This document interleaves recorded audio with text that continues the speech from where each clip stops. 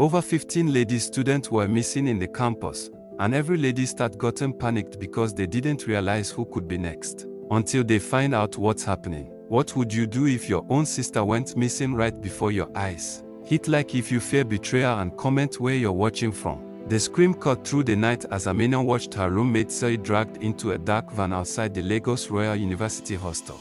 Students scattered, some pretending not to see, others too scared to move. Amina froze, her heart pounding as she saw the van door slam shut. She recognized the man at the wheel, Kola, the charming campus union leader everyone trusted. Her hands shook as she dialed security, but no one picked. Panic rushed through her chest as she ran toward the hostel gate only to see two guards casually chatting like nothing was happening. Zoe is gone, she yelled, but they exchanged uneasy glances, claiming they saw nothing. Amina's fear deepened as she realized Zoe was the third girl to disappear that month. She rushed to the faculty building to find her boyfriend Deli, but instead overheard him arguing with someone on the phone, saying, if she talks, everything collapses. Her stomach twisted. Was he connected to this? As Deli turned and saw her standing there pale and trembling, he stepped closer and whispered, Amina, you weren't supposed to see that night. Her breath caught. See what? She asked. Everything, he replied slowly. Before she could run, he locked the corridor door behind him. But before we go deeper, like, subscribe, and turn on notifications so you don't miss our next story. Amina's pulse raced as Deli blocked the exit, his eyes cold. He stepped closer, insisting he only meant she wasn't supposed to see him near the hostel earlier, not that he was involved. But his shaky voice betrayed him. She pushed past him and ran outside, but the night suddenly felt heavier. She replayed his words, wondering what he feared Zoe would expose.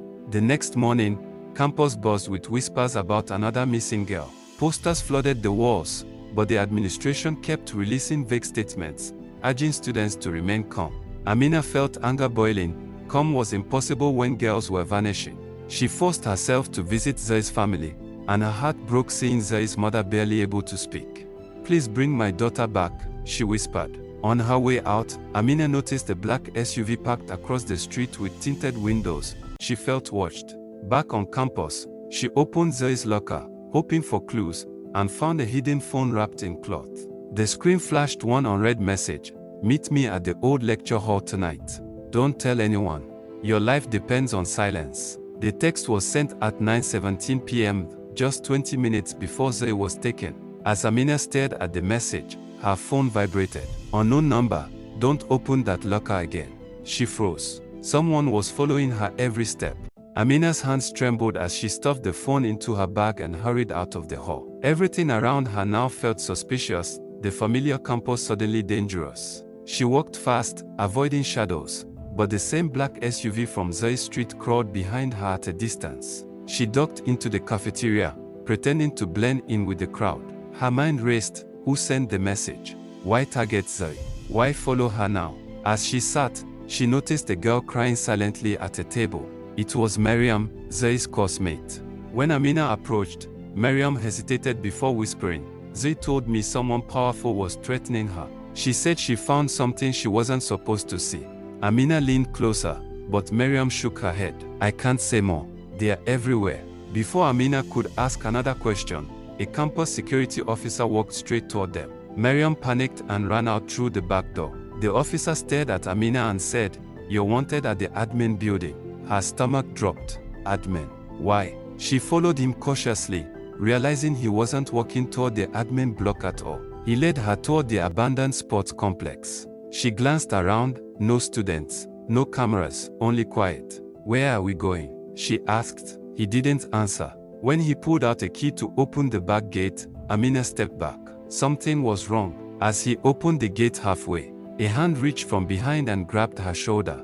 Amina spun around, ready to run, but it was Ton, her quiet class rep. Don't go with him, he whispered urgently. He isn't real security. The officer lunged at them, but Ton shoved Amina aside and swung a metal rod, forcing the man to retreat. Go, Ton yelled. They sprinted across the field, breathing hard, until they reached the engineering block. Amina collapsed onto the steps, shaking. How did you know? She asked. Ton revealed he had been tracking strange campus activity for weeks. Girls aren't missing, he said.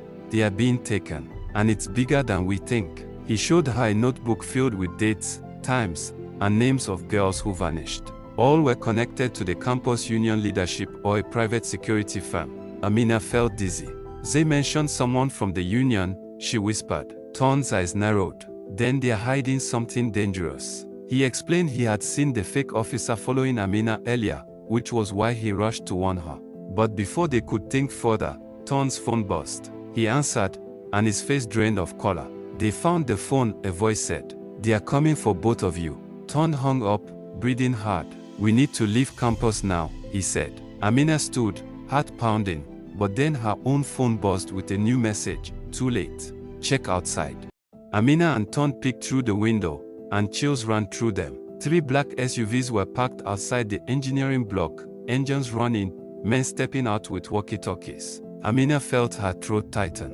"They are hunting us," she whispered. Ton grabbed her hand and pulled her toward the back staircase leading to the basement tunnels used during renovations. The air was damp, the lights flickering as they moved. Amina's heart pounded with every echoing footstep. "Why us?" she asked. Ton responded, "Because you found Zoe's phone, and I've been digging too deep." They reached a dead end, an old metal door sealed shut. Ton pushed, but it wouldn't budge. Voices echoed behind them.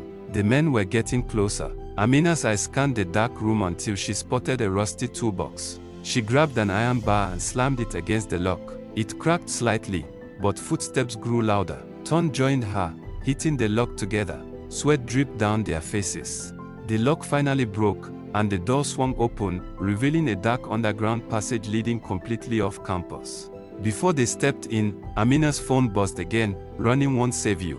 We know where she is." She froze. Zoe was alive.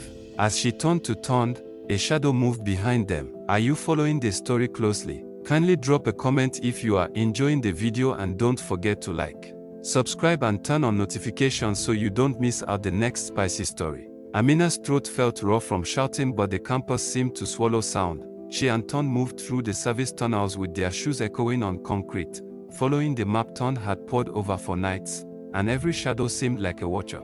The underground passage smelled of damp and old paint, and somewhere above, students laughed at a party that could not know how close danger slithered beneath their feet. Ton stopped and pressed his palm against a rusted wall, listening for movement. He traced a faint line where fresh scuff marks led away from a maintenance hatch. "They are careful," he said in a voice so low Amina barely heard it. "They use campus systems, fake IDs, uniforms, even staged alarms to move things after dark." She remembered the fake officer, the SUV, Zay's last message, and felt the hair rise on her arms. As they pushed the maintenance hatch open, a sudden warm draft blew out, carrying a scent of antiseptic and perfume, and a small folded scrap of paper slid through the gap toward Amina's shoe. She picked it up with trembling fingers and read 3 words scrawled in hurry: "Find Halima's note." Her heart lurched. Halima was the first girl to vanish, and everyone had assumed she ran away. Now a clue suggested someone wanted Amina to look deeper, or to lure her somewhere. Before she could move, boots clanged above them and a voice barked. "Security sweep." The hatch slammed shut with a metallic thud. In the thin dark, they realized they had been trapped deliberately in the maintenance corridor, and that whoever controlled the sweep knew their route and timing. The trap forced them into improvisation. Tondi jammed a bent wrench into the hatch lock while Amina held a thin beam of light with her phone, and their breaths came short and sharp as footsteps slowed above then shifted away. When the sound receded, they crawled out into a service yard that smelled like diesel and iron, and across the yard a guard tower blinked red with cameras they didn't remember seeing before. Ton squinted at the tower and swore softly. New feeds had been installed in the last week, routed through a private subnet that a staff insider would have had to authorize. "They have access," he said, "to every blind spot on campus." Amina thought of Zoe's hidden phone and the timestamp of the message. Someone close enough to watch lecture hall doors. Someone who could keep a girl quiet until the van came. They ducked behind an old generator as a lone figure crossed the yard and paused, then lifted a phone and tapped twice in the air as if dismissing something. The stranger moved on. In the pause, Amina's mind ran over faces she had trusted. Deli Steve answered the night she saw the van. Connell's nerves when she first asked about the union leader. Even the friendly tech guy who fixed projectors and once joked too easily about keeping secrets. They needed proof, and fast. Tondi produced a small recorder and pushed it into Amina's hand. "We planned this near the tower tonight," he whispered. If they chatter, we get names. As they slipped back toward campus under the pretense of midnight study groups, a text pinged on Amina's phone. Unknown, we taught you how to disappear. Tonight you will learn why. The message had no number. Amina swallowed. Whoever sent that had access to the campus net and to her number. The hunt had become personal. That night the campus felt like a stage set where the actors had turned on the lights and were waiting for an audience to gasp. Amina and Ton moved separately, she to the library roof where the tower feed looped in and he to a coffee kiosk with a vantage point toward the security post, and every step pulled at a thread of dread. The recorder was tiny and heavy in her pocket like a guilty secret. She tucked it into a hollow in the tower's base and climbed down, heart hammering. For 20 minutes nothing happened except the distant thump of a late practice and a long cleaning staff whistle. Then two men in uniform walked into the tower, laughing too easily, and began talking in low voices, names, time frames, locations, just loud enough. Amina's throat tightened as she edged closer. She murmured into the darkness so the recorder could pick up every syllable. Prep next week, lab basement, harvest 2 girls, move by 01:30. The word harvest made her breath stop. The men laughed and one said, the union's fund will cover the convoy. Amina staggered backward, pressing her palm flat to the cold brick to steady herself, but a twig snapped underfoot and the men turned. She flattened into shadow and held her breath. They passed her by, careless, and for a moment she thought she would run, but then a hand clamped her shoulder. She spun and faced Mr. Adu, a senior lecturer she had respected. His eyes wide in a way that told her he had seen the recorder's red light blink. He hissed, you should not be here, and his voice was not the voice of an ally. Outside, a car alarm began to wail as if on cue, and Amina realized she had been recorded too, by the very people she tried to expose. The next morning Amina carried the weight of the recorder and a wound of betrayal that cut deeper than bruises. She found Ton at the old engineering lab with a look none of their classmates had seen, exhaustion mixed with iron resolve, and when she told him what she'd heard his face shuttered. Mr. Adu's voice, he asked. She nodded. Ton swore quietly and produced a photocopy of a ledger he'd found last week in a staff accounts folder.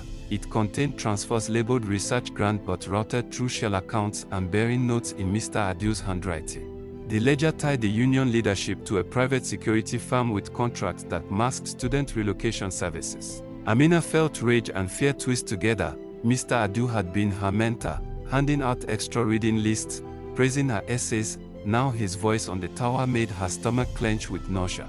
They needed witnesses, copies, more proof than apartment gossip and hidden audio. They arranged to meet an insider known only as Rita, a lab technician who had once seen a regular shipment and then gone quiet.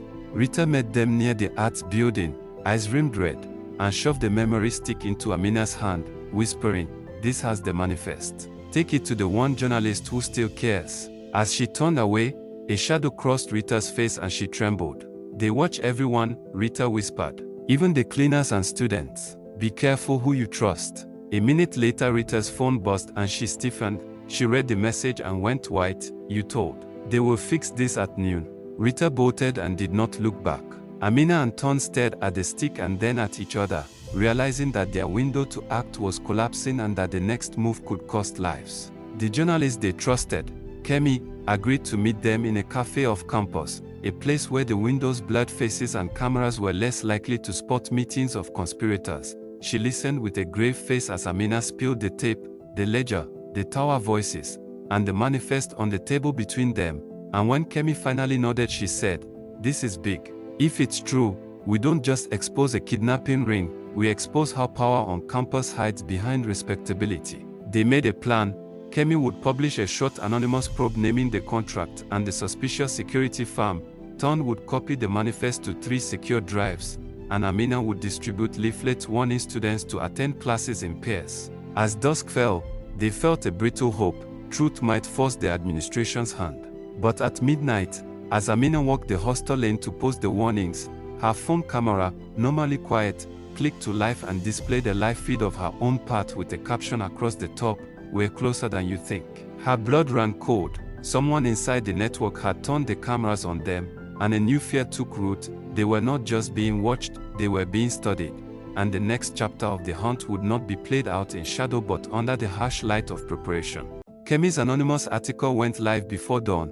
igniting whispers across campus like dry grass catching fire. Students screenshotted snippets, lecturers exchanged stiff glances, and the security firm named in the probe released a furious denial within an hour, claiming the article was malicious fiction designed to disrupt academic peace. Amina watched the chaos from her hostel window with her heart pounding because everything felt too quiet beneath the noise. No threats, no chase, just a heavy silence that did not match the danger they had stirred. Ton burst into her room with fear on his face. Someone had broken into his locker overnight, leaving everything untouched except for a small white card with 3 initials stamped in red ink, AU, which were the initials of a secretive alumni association rumored to fund political campaigns and erase scandals before they reached headlines. As they tried to piece together what this meant, Amina's phone vibrated with a new message, this time not hidden or anonymous but from a school-wide alert system.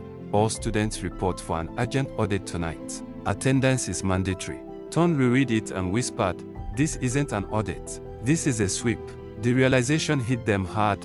The administration was tightening the net, and anyone who had touched the investigation could be flagged or isolated. Amina stared at the message until her chest tightened, because she knew tonight could expose them or eliminate them, and there was no safe exit left on campus. By nightfall, students filled the auditorium under harsh fluorescent lights while men in dark uniforms patrolled the aisles with tablets, scanning ID cards with a code efficiency that made Amina's skin tighten. The supposed audit felt more like a screening, and Amina and Ton sat far apart to avoid being flagged together. She watched the guards' movements and noticed they paused longer on female students who matched the same age range as the missing girls. One officer approached Amina, scanning her ID slowly and studying her face with unsettling interest, and she forced a calm she didn't feel until he moved on. Across the hall, Ton subtly tilted his phone so she could see a message he had typed but not sent. They are marking targets. Amina's heartbeat fluttered into panic. She scanned the crowd and noticed several girls being quietly escorted through a side door, their friends frowning but not understanding the danger. Just when she considered following them, a familiar figure took the stage, Mr. Adu, staring over the crowd with the easy authority of a respected lecturer. He gave a warm speech about campus safety and protection protocols, but Amina could see something colder behind his smile. As the students were dismissed in batches, Amina slipped out a back door and hurried toward the science wing, hoping to intercept the escorted girls. Then her phone buzzed with a chilling image, Zoe's necklace, lying on a concrete floor under flickering light. Beneath it, a message read, "Your friend is alive, for now." Amina froze because this meant Zoe was somewhere on campus, somewhere close, and the people responsible were no longer pretending to hide their control. Amina and Ton rushed to the science wing, their steps fast but quiet as they moved through corridors smelling of chemicals and old dust, and every sound echoed like a warning. They found the door to the restricted basement propped open by a broken mop handle, and Amina's stomach twisted. Inside, the faint buzz of machines pulsed underneath the hum of ventilation. They descended into a low-lit hallway with padlocked rooms on either side, and halfway down they found a discarded bracelet Amina recognized, Halima's, the first missing girl. Ton whispered, "This is where they keep them before transport." Amina's breath came sharp, her chest aching with the weight of fear and fury, and when she pushed deeper into the hallway she heard a faint cry, weak, muffled, desperate. They followed it to a steel door with fresh scrape marks around the lock. Ton pulled out a small pry tool and forced the latch, and the door swung inward with a groan. Inside the dim room, 3 girls huddled together, trembling, their eyes wide with terror. One of them whispered, "They are coming back at dawn." As Amina reached out to help them, footsteps thundered above them, heavy, fast, purposeful. Someone had discovered the broken mop handle. Someone was coming downstairs. The girls gasped and Amina's heart lurched because they were trapped in the basement with barely seconds to hide and no guarantee of escape. We are getting closer to the end of the story. If you have been enjoying the story, please don't forget to like, subscribe, and drop a comment if this story has your heart racing. Ton acted fast, dragging a metal shelf across the doorway to buy them a few seconds while Amina helped the girls stand on unsteady legs. The pounding footsteps grew louder, echoing through the stairwell like a drumbeat of doom. They needed an exit, but the basement had only one door and a tiny maintenance vent too small to crawl through, until Ton spotted a power conduit panel at the back of the room. He smashed it open with a wrench, revealing a narrow crawl passage that technicians used to access pipes.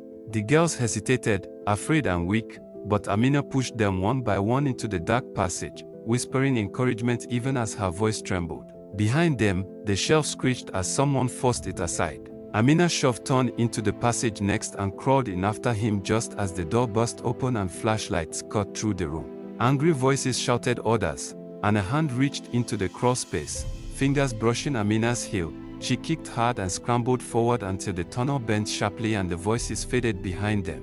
They emerged behind a row of storage tanks near the old generators outside the science building, but before they could catch their breath, a black van rolled into the yard with its headlights off.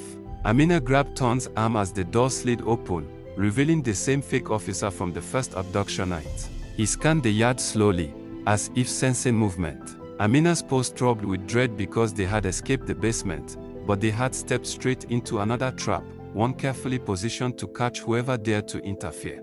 They dug behind the generator tanks, pressing themselves against the warm metal as the van's headlights flickered to life and swept the yard. One of the rescued girls began to sob quietly, and Amina covered her mouth gently, whispering, "Please, just a little longer." The fake officer signaled to two men who spread out, searching the shadows with practiced precision. Ton pointed toward the fence at the far end of the yard, old, rusted, with a panel that was half loose, and mouthed, "Run on my signal." Amina nodded, feeling her muscles coil like a spring. When the officer's back turned, Ton grabbed the first girl's hand and darted toward the fence. Amina guided the others behind him. Moving fast but silent, they reached the loose panel, shoved it outward, and squeezed through into the bushy grounds outside campus. For a moment, relief flickered, until a spotlight flared behind them, sweeping across the bushes. The officer shouted, "They're escaping." Cut them off at the main road. Panic surged as Amina and the girls stumbled forward, branches scratching their arms. Ton pushed through the brush ahead and suddenly stopped. Just beyond the clearing, a line of parked motorcycles stood in the dark, engines still warm. Amina stared, confused, until she saw the emblem on the jackets hanging from the bikes, AU, the same initials from Ton's locker. Her blood chilled. This wasn't just campus security hunting them. A bigger force was already waiting outside, prepared, organized, and expecting their escape as if the entire night had been orchestrated to funnel them here. The realization struck like lightning. They hadn't outsmarted the trap. They had walked into the heart of it. Amina grabbed Ton's arm as the engines rumbled to life, the AU riders slipping on their helmets with cold precision. The girls trembled behind them, too weak to run, and the moonlight revealed how pale and frightened they truly were. Ton whispered, "We can't outrun bikes," and Amina forced herself to think fast until she noticed the old construction site nearby, half abandoned and still fenced with loose zinc sheets. "This way," she said, guiding everyone through the tall grass as the first motorcycle roared toward them. They slipped behind the broken fencing and entered the site where piles of sand, concrete blocks, and scaffolding created a maze of shadows. The bikers entered minutes later, engines echoing off unfinished walls, beams of light slicing through darkness as they searched. Amina and the others crawled between stacked blocks, hearts pounding. Suddenly one biker stopped near them and switched off his engine, listening, close, too close. Amina held her breath while dust drifted around them like fog. Then a loud crash echoed from the far end of the site. Ton had thrown a loose metal pipe to draw them away. The biker sped after the sound, leaving a narrow window of escape. Amina motioned for the girls to follow her through the foundation trench, but as she pulled herself out the other side, she froze. Standing near the road outside the site was Mr. Adu, speaking quietly to a uniformed officer and pointing in their direction as though he had known their exact path all along. Amina ducked back into the trench, shaking with shock, because seeing Mr. Adu walking directly with the kidnappers shattered every hope that this was just a corruption ring. It went deeper, higher, and far beyond anything students could fight alone. When the bikers circled back, Adu lifted a hand and said, "They are still inside. Sweep the left side." His voice was calm, almost casual, and Amina felt her stomach twist at the betrayal. This was a man parents trusted, a man invited to graduation dinners, a man who preached about academic excellence. Yet here he was hunting young girls like prey. Amina looked at the rescued girls who were barely able to stand and realized they needed real help, not a temporary hiding spot. She grabbed Ton's sleeve and whispered, "We're getting off campus tonight. Whatever it takes." He nodded, determination replacing fear. They waited until Adu walked away, then crawled toward the backside of the site, avoiding the beams of bike headlights sweeping the field. Amina spotted a drainage tunnel partially covered with weeds. It ran under the road toward the residential area outside campus. It was filthy, dark, and narrow, but it was the only route the bikers wouldn't expect. They squeezed inside one by one, crawling through muddy water as the sounds of engines echoed behind them. Halfway through the tunnel, Amina heard splashing behind them. Someone was following. She looked back, eyes wide, as a silhouette emerged in the tunnel entrance, crawling fast and closing the distance with terrifying speed. The silhouette's movement was rapid, desperate, and the narrow tunnel magnified every splash into something monstrous. Amina urged the girls forward, shouting, "Don't stop." As she pushed through the mud, Ton twisted himself sideways, blocking the tunnel with his body to slow the pursuer, but the shadow kept coming, grunting with effort as arms stretched toward his ankles. When they finally crawled out into the open ditch behind a row of residential shops, Amina grabbed a long plank and braced it at the tunnel mouth while Ton rode out. Together they slammed it down just as a hand slapped the edge. They pushed with all their strength until the figure retreated deeper inside. They didn't wait to see who it was. Amina led the group behind the shops, avoiding street lights, moving toward an all-night bus park where no one asked questions. But as they approached, they saw police vehicles blocking the main road, officers shining flashlights into buses and checking IDs. Amina's heart sank. The search had spread beyond campus. Ton scanned the street and spotted a food seller closing her store. He approached her quickly and whispered the truth, just enough to convince her of the danger. The woman's eyes widened and she motioned them behind her small wooden kiosk, lifting a hidden flap that opened into a cramped storage space. "Stay low," she whispered, "and don't make a sound." As they squeezed inside, police footsteps approached, and an officer asked her, "Have you seen a group of students? They are dangerous." The woman smiled calmly and said, "Officer, this night is too dark for me to see anything clearly." But as the officers walked away, Amina heard the faint buzz of a walkie-talkie and a voice saying, "Adu wants them alive. Search every shop." The food seller kept them hidden while police swept the street, her face tense and eyes darting each time a flashlight beam passed close.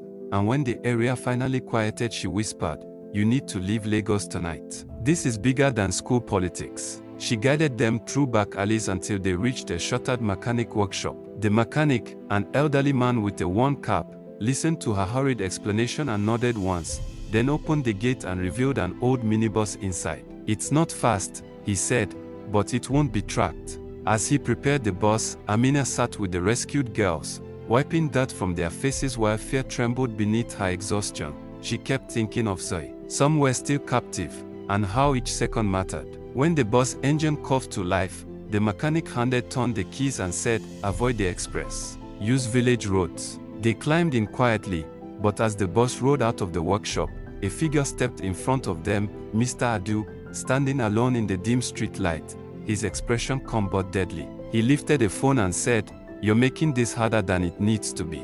Behind him, two black vans turned the corner, engines snarling like beasts closing in. Ton reversed hard, tires skidding, but Adu shouted, "Seal the back routes." And suddenly more bikes appeared from the alley behind them.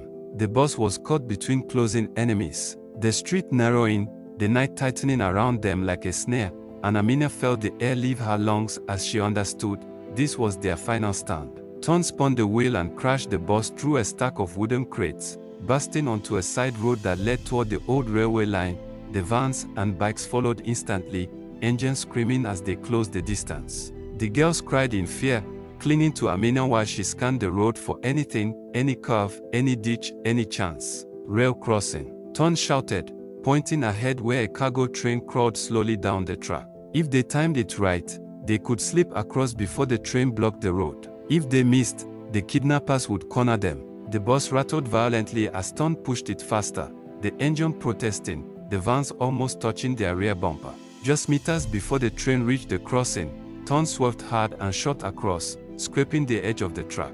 The trailing van tried to follow but slammed directly into the moving train, flipping onto its side with a thunderous crash that sent sparks flying. The bikes braked too late, scattering across the gravel. Amina looked back, breathless, realizing they had broken the circle. At dawn, they reached the nearest police headquarters outside Lagos and told everything: names, locations, the basement, the bikers, the girls.